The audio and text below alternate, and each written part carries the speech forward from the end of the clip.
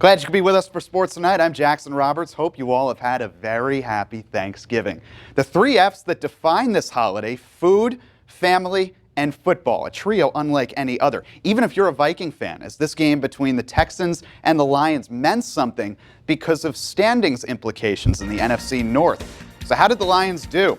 It was their ball in the first, a little trickery. Matt Stafford connecting with TJ Hawkinson on a 51-yard gain. Puts the Lions in scoring territory. A few plays later, knocking on the doorstep, former Viking Adrian Peterson hammers it home. One of two touchdowns in the game for AP. 7-0 Detroit. Later in the first, J.J. Watt's done this before, and he does it again, a pick six.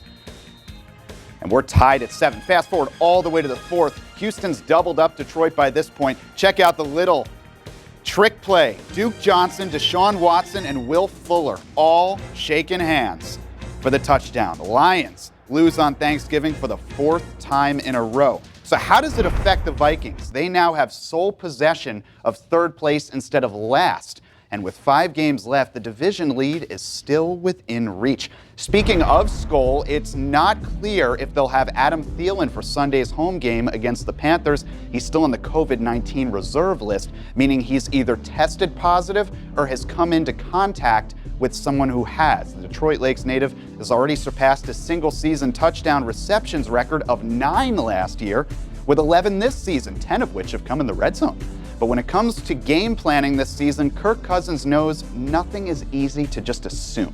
About our business the same way. You know, we've had other people out during, practices, and we've had to change things, and that's just been kind of part of managing the virus. You know, obviously you deal with injuries too. We had lost Adam last year as well for several weeks, so it's just kind of part of the process of going through the season.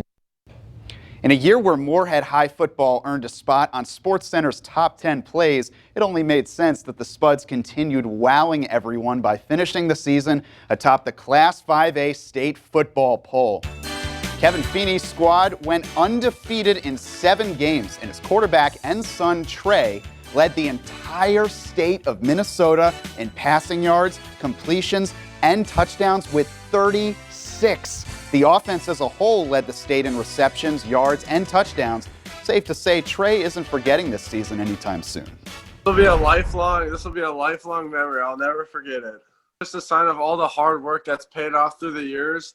You know, kind of off last year, we had a chip on our shoulder all summer and stuff, and we carried it through the summer workouts, whether that was finishing a rep and whether that was running or lifting. We finished every rep. I had to give a lot of credit to the guys around me. You know, our offensive line, it's not the typical, offensive lineman where they want to just run the ball and pound it down your throat. On a day where we give thanks, it's safe to assume that the Spuds and their fans are thankful they even had a season in the first place, and that much more thankful for the memorable one. Real great team.